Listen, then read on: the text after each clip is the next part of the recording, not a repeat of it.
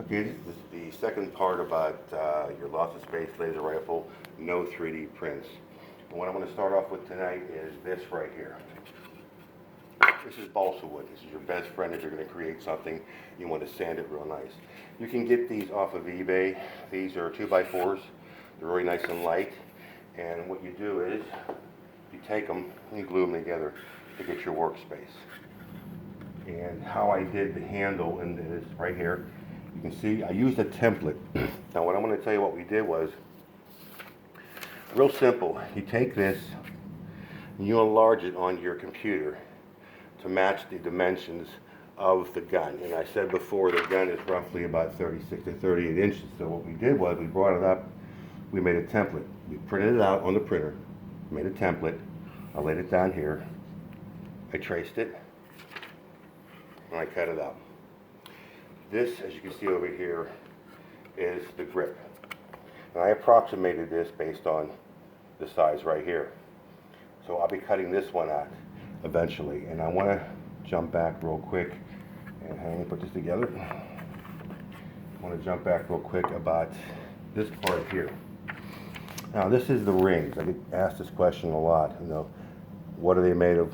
What can I do with them? Well, I had on hand some 7/16 aluminum stock.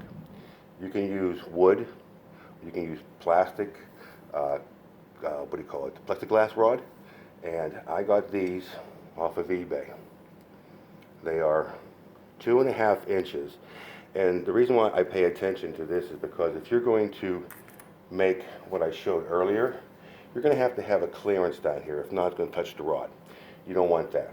So you want to make sure you can get them roughly around this size, maybe a little bit bigger, but not too much. These came with holes in them. The holes are actually too big.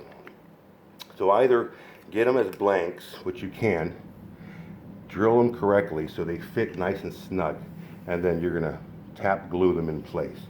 Now, if you're using plastic, on plastic is best because it will adhere. Plastic on aluminum, yeah, super glue will work, but you gotta be careful with them because they can break away. All right, now, one point I wanted to bring up again, which I think I left out, is the power pack. Now, the power pack in the last video was just wood. And what balsa wood is, it's very porous. You can see I hope you can see the grains in here. I'm going to take you through the process of how you can make this thing look like very glossy, very nice and smooth. But this right here was also measured. I think this might be a little bit under, I'm not too sure, but it's approximate to it. And the other thing I want to bring you on, which I didn't give you much information on, is the dialites. Now these are surplus. The caps are in here and they have a bayonet type of 12-volt bulb. Now if you're building this as a one-off and you want to go ahead and put it in your gun, I would recommend you swap these out for a 6-volt because this is a 9-volt, these are 12-volt here. It glows nice, but we're done.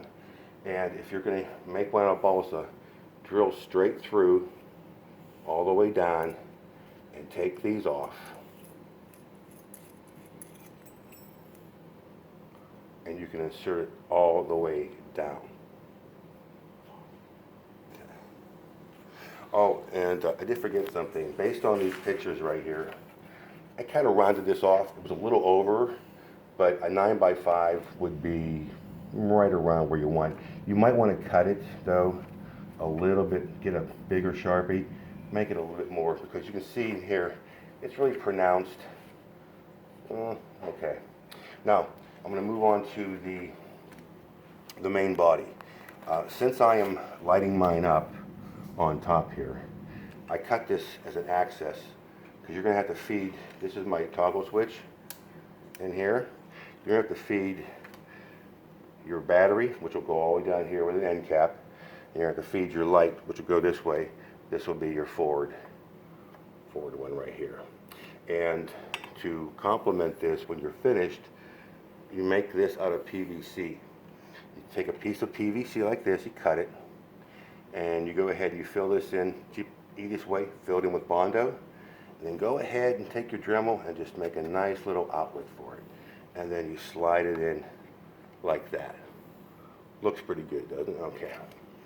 All right, now for this power pack, you're going to have an access down here. See, I cut mine too damn big. Yeah, I know that.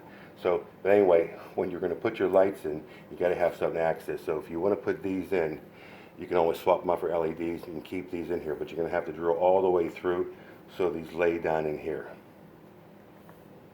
And if you notice, it does have the cap or the lip that the Lost in Space laser rifle did have on there. And like I said, there you go. So this is the second one. I'm going to come back later on and show you how I kind of put this together, how I line everything up, and just little tips here and there. But I will show you this when it's complete. And I will show you what I will use for it. And what it is, it's a glazing putty, which you have to go over. Now, if you have a fillable can of spray paint, automotive, you can jack this up and just keep spraying it, and it will actually build layers on it. Then come back with the glazing putty, and then come back and just sand it with a block. You know, the blocks, don't use sandpaper itself, will take a high areas and low areas. So, but I hope you enjoyed it. Give me some feedback on it.